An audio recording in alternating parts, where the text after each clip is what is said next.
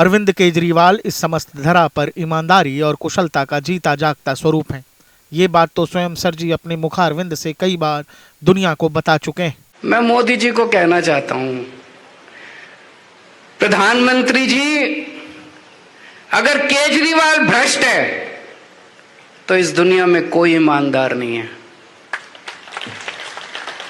मैं उनको कहना चाहता हूं, जिस दिन आपको केजरीवाल के खिलाफ एक नए पैसे का भ्रष्टाचार मिल जाए, चौराहे के ऊपर खड़े होकर फांसी दे देना।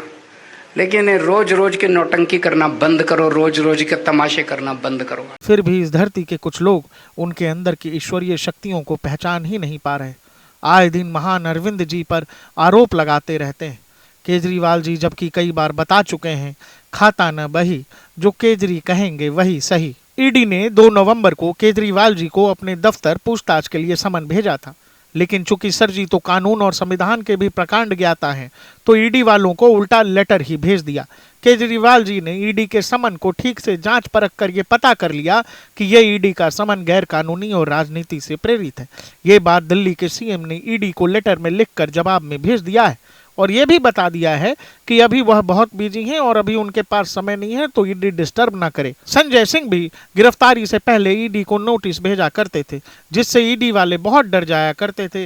ये बात खुद केजरीवाल जी ने भी बताया था। ईडी ने चार्जशीट फाइल की जिसमें कहते हैं संजय सिंह का नाम डाल दिया चार्जशीट के अंदर। जब संजय सिंह ने धमकी दी मैं तुम्हारे ऊपर मुकदमा करूंगा, तो कहते गलती हो गई जी, गलती से नाम आ गया संजय सिंह का, गलती से अनुराग ठाकुर का नाम नहीं आया, गलती से संबित पात्रा का नाम नहीं आया। संजय सिंह का नाम कैसे आ गया? तो गलती से थोड़ी आया।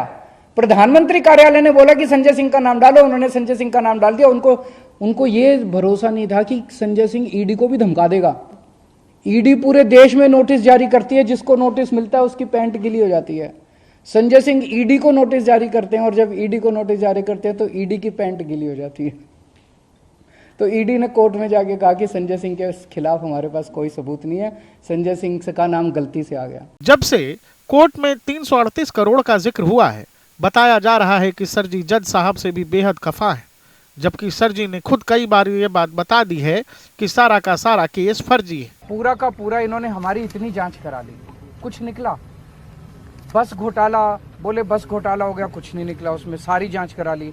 बोले स्कूल के क्लासरूम बनाने में घोटाला कर दिया, सारी जांच करा ली, उसमें कुछ निकला। फिर बोले बिजली का घोटाला हो गया, इतने 1000 करोड़ रुपए का, उसमें कुछ नहीं निकला। फिर बोले सड़कों के बनाने में घोटाला हो गया, उसमें कुछ नहीं निकला। पानी का घोटाला हो गया, उसमें कुछ नहीं। अब ये धीरे धीरे पता चल रहा है, कल सुप्रीम कोर्ट की सुनवाई आप सब लोगों ने सुनी, कि ये पूरा शराब घोटाला भी फर्जी है। मैं तो शुरू से ही कह रहा था कि 1 पैसे का कोई लेन देन नहीं हुआ। जज आखिर सर जी जो युधिष्ठिर के बाद साक्षात सत्य के सारथी, सच्चाई की मूरत, फिर भी जाने क्यों कोर्ट और एजेंसियां सर जी की बात ही नहीं मान रही।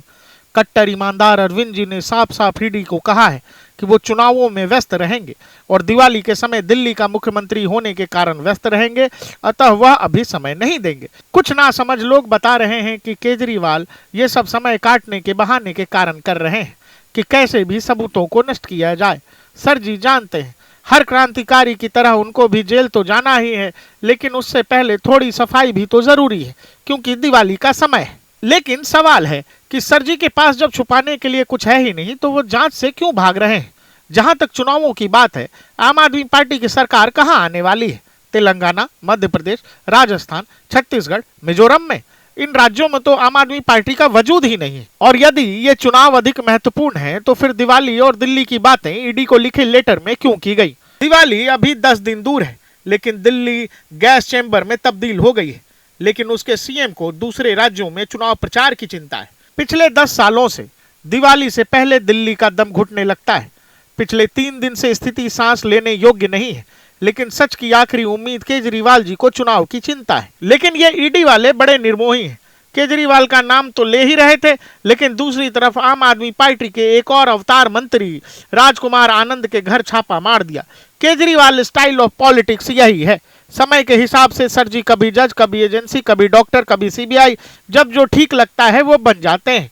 कई बार तो अपने ऊपर लगे आरोपों पर वो खुद की अदालत में खुद को ही फैसला भी सुना देते हैं। केजरीवाल के 3 चहेते नेता शराब घोटाले में तिहाड़ पहुंच गए, लेकिन जैसा कि केजरीवाल जी कहते हैं शराब घोटाले में तो कुछ हुआ ही नहीं। भारतीय लोकतंत्र कितना मजबूत है इससे अनुमान लगाइए कि एक आरोपी सांसद एथिक्स कमेटी को कह रही है कि मैं अपने ऊपर आरोप लगाने वालों से भी पूछताछ करूंगी, और शराब घोटाले में जिसके मंत्री सांसद जेल में है उस राज्य का मुख्यमंत्री ईडी को कह रहा है कि नोटिस वापस ले लो क्योंकि नोटिस गैर कानूनी है।